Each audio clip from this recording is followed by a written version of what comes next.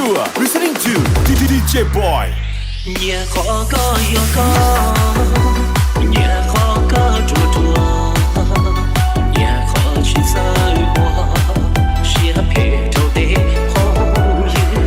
Nhà có cao lũ xiang chữ, nhà có ta lũ xiang chân, cho có hoa xa linda, gạo mong tu này xia đá.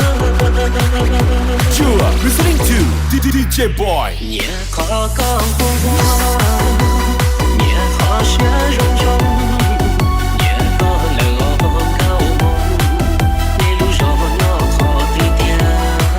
Có đèn lung qua khứ nhà, hậu trong quan dài sơ bia, có lúc xanh gió đã chỉ bia, có lúc để khu qua đi cha.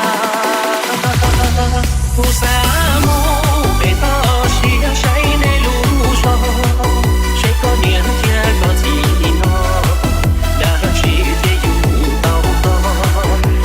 Cho nê lũ gió, say có mong qua hay lũ rong ly có, đã có nhớ ra hay lũ mò.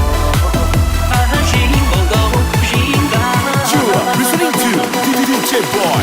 Everybody make some noise.